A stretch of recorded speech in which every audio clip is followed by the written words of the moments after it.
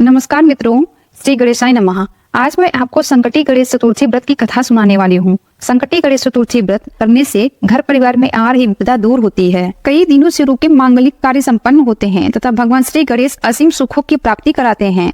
माँ की किसी भी चतुर्थी के दिन भगवान श्री गणेश की पूजा के दौरान संकटी गणेश चतुर्थी व्रत की कथा सुनना जरूरी होता है। गणेश चतुर्थी व्रत की पहली कथा। श्री गणेश कथा के अनुसार एक बार देवता कई विपदाओं में घिरे थे, तब वह मदद मांगने भगवान शिव के पास आए। उस समय भगवान शिव के साथ कार्तिकेय तथा गणेश जी भी बैठे थे। देवताओं की बात सुनकर शिव जी ने कार्तिकेय व गणेश जी से पूछा कि तुम में से कौन देवताओं के कष्टों का निवारण कर सकता है। तब कार्तिकेय व गणेश जी दोनों ने ही स्वयं को इस कार्य के लिए सक्षम बताया। इस पर भगवान शिव ने दोनों की परीक्षा लेते हुए कहा कि तुम दोनों में से जो सबसे पहले पृथ्वी की परिक्रमा करके आएगा वही देवताओं की मदद करने जाएगा। भगवान शिव के मुख से यह वचन सुनते ही कार्तिकेय अपने वाहन मोर पर बैठकर पृथ्वी की परिक्रमा के लिए निकल गए। परंतु गणेश जी सोच में पड़ गए कि वह चूहे के ऊपर चढ़कर सारी पृथ्वी की परिक्रमा करेंगे तो इस कार्य में उन्हें बहुत समय लग जाएगा। तभी उन्हें एक उपाय सूझा। गणेश अपने स्थान से उठे और अपने माता पिता की 7 बार परिक्रमा करके वापस बैठ गए। परिक्रमा करके लौटने पर कार्तिकेय स्वयं को विजेता बताने लगे। तब शिव जी ने श्री गणेश से पृथ्वी की परिक्रमा न करने का कारण पूछा। तब गणेश जी ने कहा, माता पिता के चरणों में ही समस्त लोक हैं। यह सुनकर शिव जी ने गणेश जी को देवताओं के संकट दूर करने की आज्ञा दी। इस प्रकार भगवान शिव ने गणेश जी को आशीर्वाद दिया कि चतुर्थी के दिन जो तुम्हारा पूजन करेगा और रात्रि में चंद्रमा को अर्घ देगा उसके तीनों ताप यानी दैहिक, दैविक और भौतिक ताप दूर होंगे। गणेश चतुर्थी व्रत की दूसरी कथा। एक समय की बात है कि विष्णु भगवान का विवाह लक्ष्मी जी के साथ निश्चित हो गया। विवाह की तैयारी होने लगी। सभी देवताओं को निमंत्रण भेजे गए, परंतु गणेश जी को निमंत्रण नहीं दिया गया। कारण जो भी रहा हो, जब भगवान विष्णु की बारात जाने का समय आ गया, सभी देवता अपनी पत्नियों के साथ विवाह समारोह में आए। उन सबने देखा कि गणेश जी कहीं दिखाई नहीं दे रहे हैं।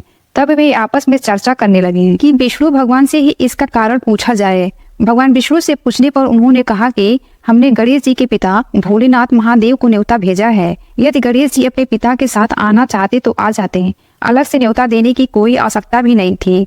दूसरी बात यह है कि उनको समा मन मूंग, समा मन चावल, समा मन घी और समा मन लड्डू का भोजन दिन भर चाहिए। यदि गणेश जी नहीं आएंगे तो कोई बात नहीं, दूसरे के घर जाकर इतना सारा खाना पीना अच्छा भी नहीं लगता। इतनी वार्ता कर ही रहे थे कि किसी ने सुझाव दिया, यदि गणेश जी आ भी जाए तो उनको द्वारपाल बनाकर बैठा देंगे। आप तो चूहे पर बैठकर धीरे धीरे चलोगे तो बारात से बहुत पीछे रह जाओगे। यह सुझाव भी सबको पसंद आ गया तो विष्णु भगवान ने भी अपनी सहमति दे दी। इतने में गणेश जी वहां आ पहुंचे और उन्हें समझा बुझाकर घर की रखवाली करने बैठा दिया। बारात चल दी। तब नारद जी ने देखा कि गणेश जी तो दरवाजे पर ही बैठे हुए हैं, तो वे गणेश जी के पास गए और रुकने का कारण पूछा। गणेश जी कहने लगे कि विष्णु भगवान ने मेरा बहुत अपमान किया है।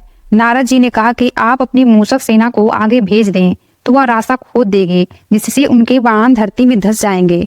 तब आपको सम्मान पूर्वक बुलाना पड़ेगा। तब गणेश जी ने अपनी मूषक सेना जल्दी से आगे भेज दी और सेना ने जमीन पोली कर दी। जब बारात वहां से निकली तो रथों के पहिए धरती में धंस गए। लाख कोशिश करें परंतु पहिए नहीं निकले। सभी ने अपने अपने उपाय दिए परंतु पहिए तो नहीं निकले, बल्कि जगह जगह से टूट गए। किसी की समझ में नहीं आ रहा था कि अब क्या किया जाए। तब नारद जी ने कहा, आप लोगों ने गणेश जी का अपमान करके अच्छा नहीं किया। यदि उन्हें मना कर लाया जाए तो आपका कार्य सिद्ध हो सकता है, यह संकट टल सकता है। शंकर भगवान के दूत नंदी जी को भेजा और वे गणेश जी को लेकर आए। गणेश जी का आदर सम्मान पूर्वक पूजन किया। तब कहीं रथ के पहिए निकले। अब रथ के पहिए निकल तो गए परंतु टूट फूट गए। अब उन्हें सुधारे कौन। पास के खेत में खाती काम कर रहा था, उसे बुलाया गया। खाती अपना कार्य करने से पहले श्री गणेशाय नमः कहकर गणेश जी की वंदना मन ही मन करने लगा। देखते ही देखते खाती ने सभी पहियों को ठीक कर दिया। तब खाती कहने लगा कि हे देवतागण, आपने सर्वप्रथम श्री गणेश का पूजन नहीं किए होंगे, इसीलिए तो आपके साथ यह संकट आया है। हम तो मूर्ख अज्ञानी हैं, फिर भी सबसे पहले गणेश जी का पूजन करते हैं, उनका ध्यान करते हैं।